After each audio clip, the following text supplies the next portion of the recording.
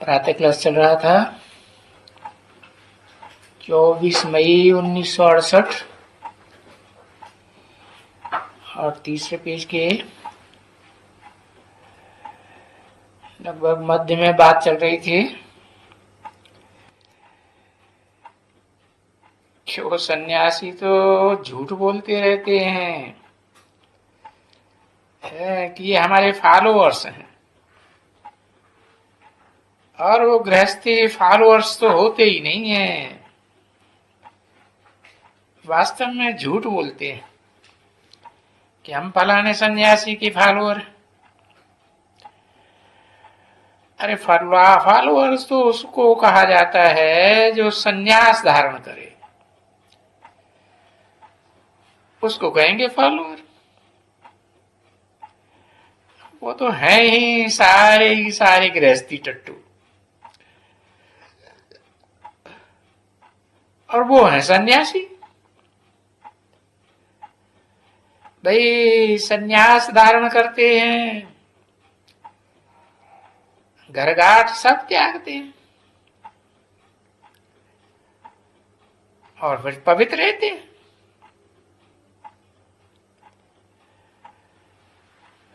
तो पवित्र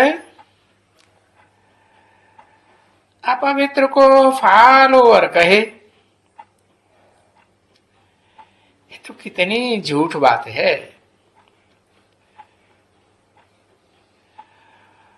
और वो गृहस्थी भी कहते हैं मैं उन सन्यासी का फॉलोअर हूं।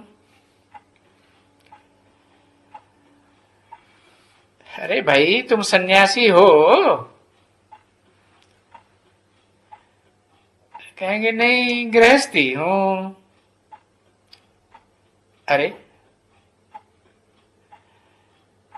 ये गृहस्थी सन्यासियों का फॉलोअर हो ही कैसे जाते हैं?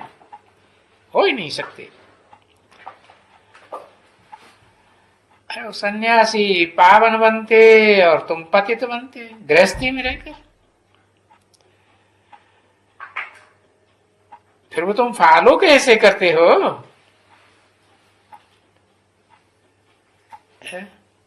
और वो सन्यासी तो कोई भी गृहस्थी को नहीं कहते हैं कि तुम पवित्र बनो।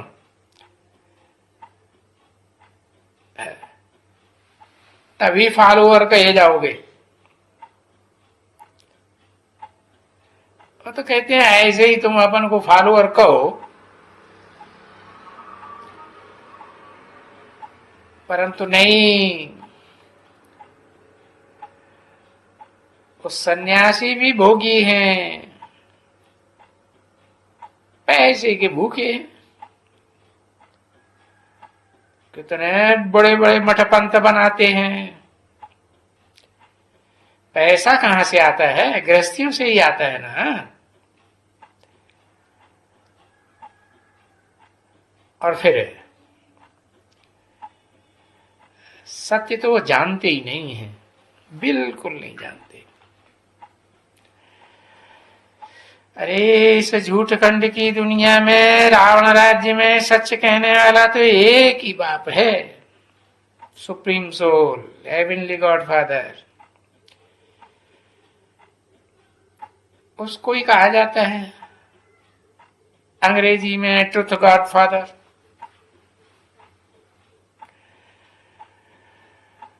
तो बाप आकर के तुम बच्चों को सब कुछ सत्य बात समझाते हैं। तुम बच्चे जो वो सत्यनारायण की कथा सुनते हो ना,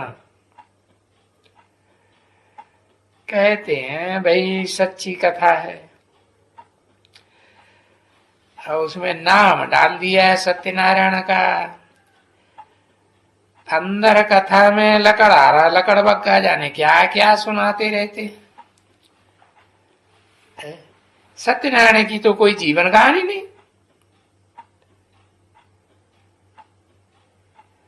तो सच्चे नारायण की कथा कहां हुई?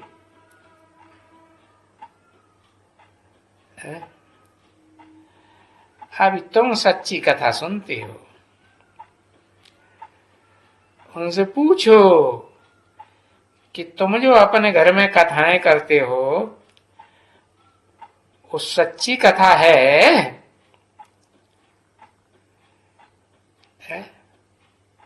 नहीं, तुम तो झूठी कथाएं सुनते हो। और फिर भगवान ने आकर के जो अर्जुन को गीता ज्ञान दिया और सत्यनारायण की कथा सुनाई, तो सत्यनारायण से सत्यनारायण बना ना। तुम क्या सत्यनारायण बनते हो? बिल्कुल नहीं।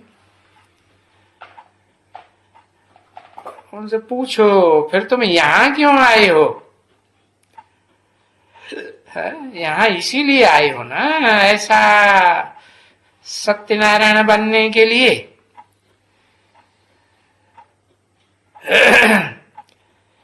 तो उस भक्ति मार्ग में तुम बच्चे सब झूठी कथाएं सुनते आए हो, और वो झूठी कथा अमरनाथ की, वो भी झूठी बात। कहते हैं भाई शंकर ने पार्वती को कथा सुनाई। अरे कौन कहते हैं वो अमर कथा? कहां सुनाई?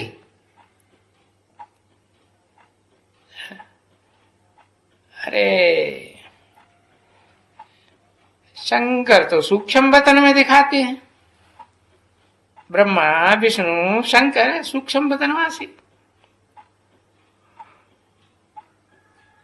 अब यहां पहाड़ के ऊपर कहां से आ गए? तो ये सब झूठ बातें हैं ना बच्चे। ये जो भी बातें हैं इसको कहा जाता है, सुनने वालों को भी कहा जाता है नरकवासी, क्योंकि ये तो नरक ही है ना। कलयुग है, कलयुग को कहेंगे नरक और सतयुग को कहेंगे स्वर्ग।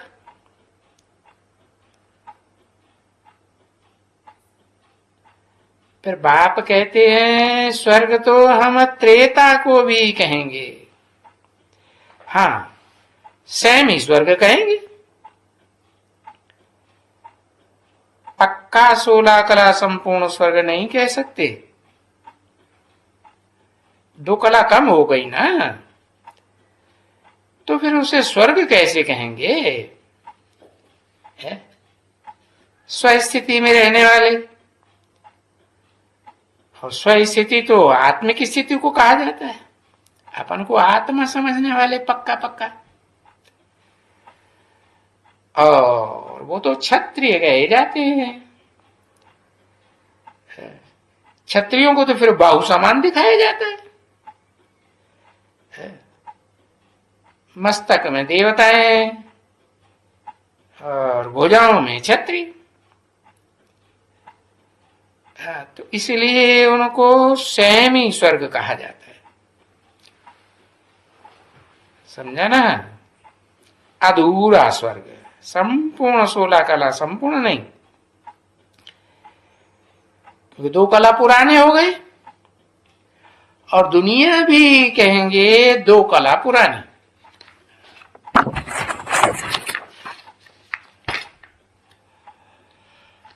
तो मनुष्य आत्माएं भी पुरानी है, और बिल्कुल प्योर आत्मा तो नहीं कहेंगे कि भाई बिल्कुल ही एब्सोल्युटली प्योर हो, तो 2 कला इम्प्योर हो जाती है ना। 24 मई 1968 की प्रातः क्लास का 4था पेज, दूसरी लाइन। तो यहां वास्तव में आते ही हैं वो बच्चे है जो इस ज्ञान को समझ सकते हैं।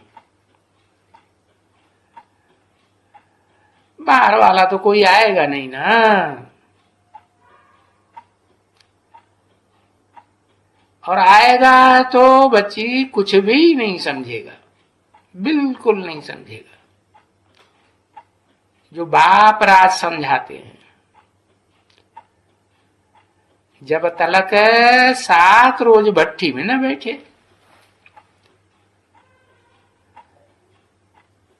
तो कहेंगे इस ज्ञान को बैठ करके समझा ही नहीं है। तो जब तलक 7 रोज की भट्टी न करे तब तक कुछ भी नहीं समझेगा, क्योंकि ये नई बातें हैं ना। और है गीता का एपिसोड, और ये युग ही गीता का है।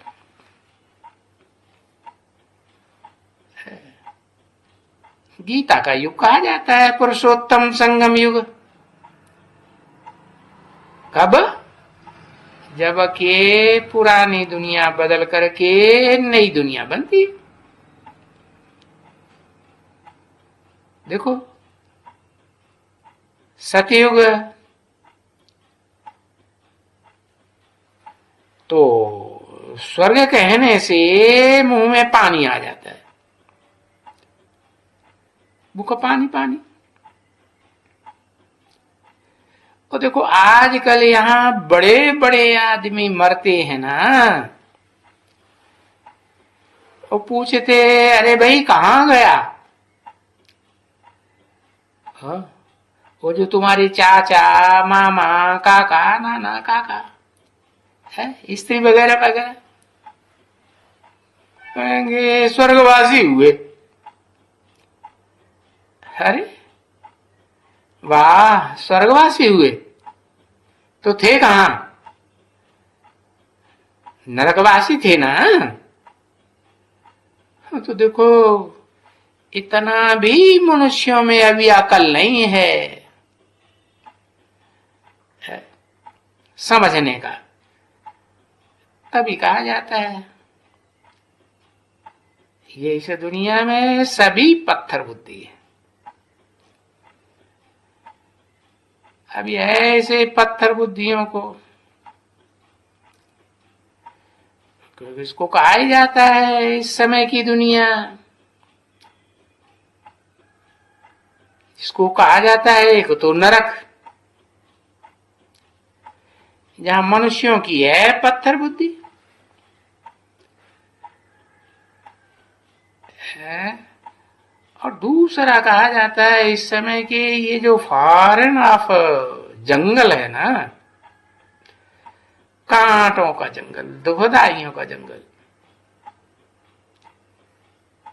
कोई पूछे कांटों का जंगल क्यों? अरे एक देखो कांटा मारते रहते हैं ना, काम कटारी का कांटा मारते रहते हैं। और बाबा ने तो कहा है गीता में, ये कोई बात है कृष्ण ने नहीं कही है क्या, कि काम महाशत्रु है, शिव बाबा ने कहा है। मीठे मीठे बच्चों, ये जो काम है ना, काम विकार है, काम की कटारी एक दो को मारते हैं। कब से मारते हैं? जब से ये रावण राज्य शुरू होता है।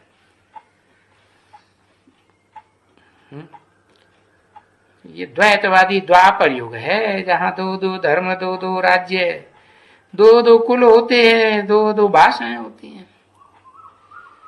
द्वापर से पहले कोई सतयुग त्रेता रामकृष्ण की दुनिया में थोड़े ही मारते थे, पहले नहीं मारते थे। तो जब से ये अनेक सिर वाले, अनेक धर्म वाले, अनेक राज्यों भाषाओं वाले रावण का राज्य शुरू हुआ है, कब से? कहेंगे आधा कल्प के बाद। सतयुग त्रेता आधा कल्प, द्वापर कलयुग आधा कल्प। हाँ, तो बताओ उनको कि तुम एक दो को काम कटारी मारते रहते हो। अभी बाप कहते हैं मैं आया हुआ हूं, कब? जबकि इस दुनिया को बदलना होता है, नरक से स्वर्ग बनाना होता है। वो धर्म पिताएं आते हैं तो कोई नरक से स्वर्ग थोड़ा ही बनता है।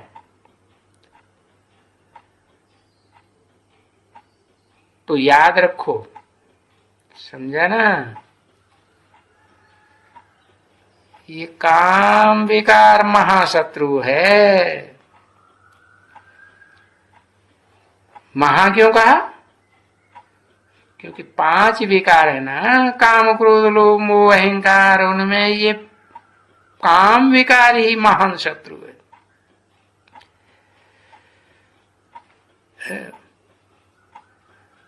तो ये रावण है महाशत्रु। देखो बहुत बड़ा शत्रु है, तभी तो उनको जलाते हैं ना। परंतु जलाने वाले मनुष्यों को कुछ पता थोड़ा ही पड़ता है कि हम किसको जलाते हैं। क्यों नहीं पता पड़ता? क्योंकि पत्थर बुद्धि है ना, समझा ना? अब ये देखो,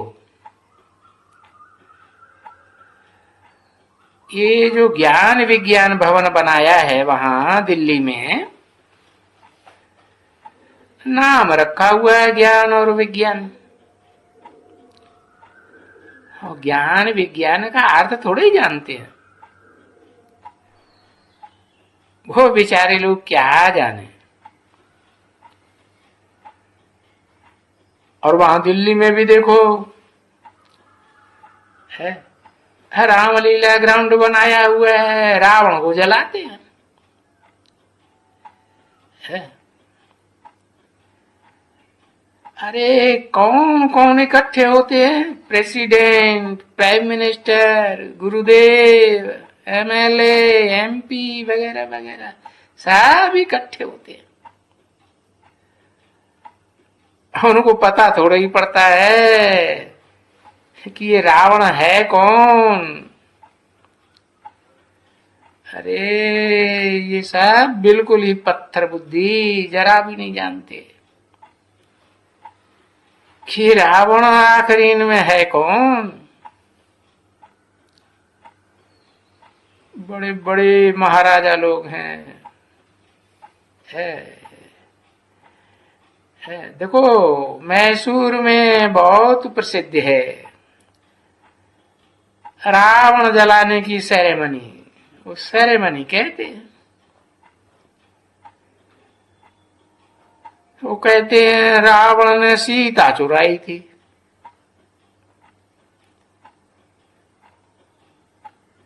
अरे रावण ने सीता चुराई थी, क्या ये इतना था, इतना दशमुख वाला है कि जो सीता चुराई? तो भी वो सत्य मानते रहते हैं। देखो अभी इस गवर्नमेंट का भी हाल देखो, क्योंकि आसुरी गवर्नमेंट है ना बच्ची। अरे ईश्वरीय गवर्नमेंट तो स्वर्ग में सतयुग में होती है। वो है सतयुगी गवर्नमेंट और ये है आसुरी कलयुगी गवर्नमेंट, समझे ना? इसको कहेंगे नरकवासी गवर्नमेंट कलयुग की। और ये देखो स्वर्गीय गवर्नमेंट है। ये देखो कितनी इनकी महिमा है शास्त्रों में, भक्ति मार्ग में भी महिमा है ना, है कि भाई दुनिया में एक ही ऐसा पुरुष हुआ है जिसकी कभी भी हार नहीं हुई, कोई भी युद्ध में सदैव जीत ही जीत होती रही। समझा ना? अरे देखो ये विलायत वाले भी कहते हैं गॉड कृष्ण, लॉर्ड कृष्ण, ऐसे कह देते हैं। कृष्ण लॉर्ड और राधे को गॉडेस कह देते हैं।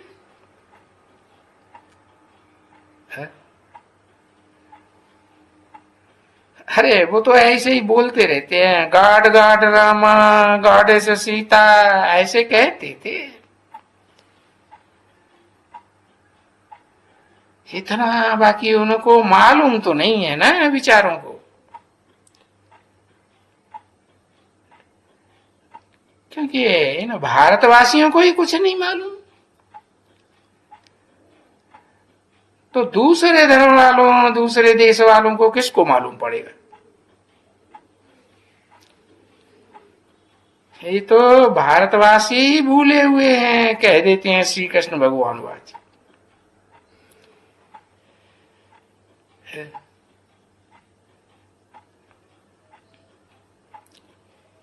क्योंकि भागवत गीता ये धर्मशास्त्र भारत के है ना, समझा ना? और ये भारत का धर्मशास्त्र गीता लिखा हुआ है, सर्वशास्त्र शिरोमणि, शब्द शास्त्रों का माई बाप है।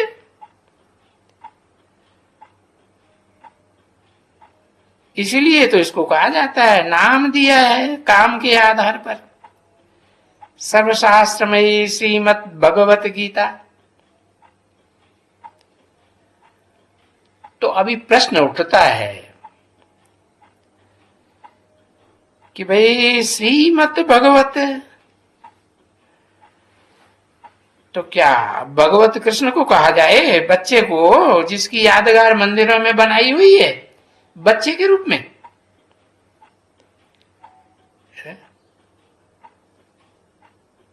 वो ऊंचे से ऊंचा निराकार परमात्मा कहा जाए तो देखो भूल हो गई ना। हाँ ये कहेंगे कि भाई कृष्ण होकर गया है 16 कला संपूर्ण, दैवी मनुष्य, दैवी गुणों वाला है।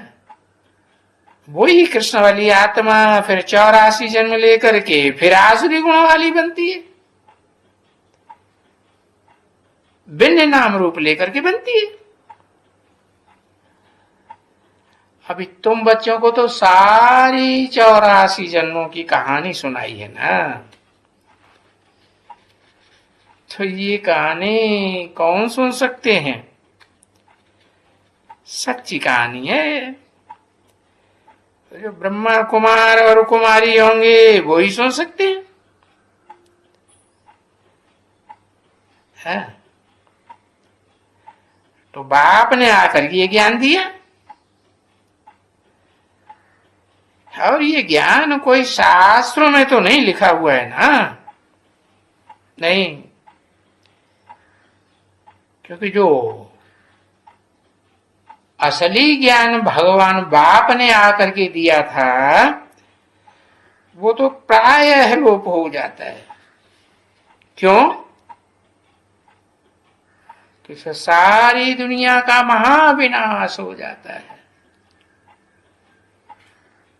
आखिरी विनाश, बड़े से बड़ा विनाश, जिसके बाद इतना बड़ा विनाश कभी कोई होता ही नहीं, न पहले कभी हुआ है, और फिर विनाश के बाद स्वर्ग प्रत्यक्ष हो जाता है, क्योंकि स्वर्ग की स्थापना तो ब्रह्मा द्वारा पहले ही होती है ना। तो पहले स्थापना, फिर पुरानी दुनिया का विनाश। फिर बताओ कि ज्ञान की क्या दरकार रह गई? ये देवताएं तो सब सदगति वाले बन गए ना। है? सदगति मिल गई तो ज्ञान उनमें रहता ही नहीं। ये देवताएं तो जैसे बुद्धू है। तो सतयुग को कहेंगे सदगति, ज्ञान से होती है सदगति। एक से आता है वो ज्ञान सच्चा, और अनेकों से, अनेक रावण के मुखों से आती है अज्ञान की बात। तो हो जाता है पूरी दुर्गति कलयुग में है। तो देखो, जब सतयुग में पूरी सदगति हो गई तो फिर बाबा को आने की क्या दरकार रह गई? तो शास्त्रों में दिखाई दिया है कि भगवान है हिरण्यकश्यप का पेट फाड़ने के लिए सतयुग में आया।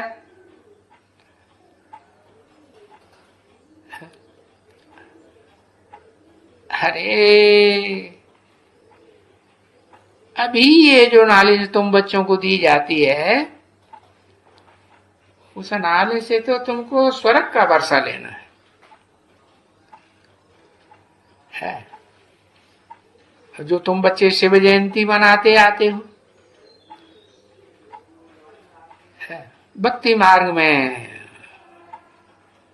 शिव जयंती नहीं कहते हैं, वो कहते हैं शिवरात्रि।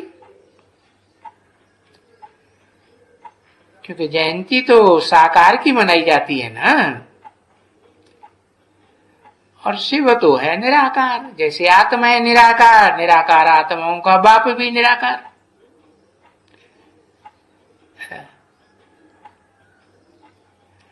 परंतु कोई एक भी मनुष्य नहीं है, वो जो सरकार है उससे या राजा रानी से, प्रेसिडेंट से इनको ये मालूम हो, कहे कि स्वर्ग किसको कहा जाता है और नरक किसको कहा जाता है। तुम बच्चे बता सकते हो कि स्वर्ग कहा जाता है जो सदा काल स्वर्ग में रहता है, वो स्वस्थिति में रहता है। और नरक उसको कहा जाता है जो नर, जिन्हें मनुष्य कहा जाता है, उनके द्वारा बनाया हुआ। ओम शांति।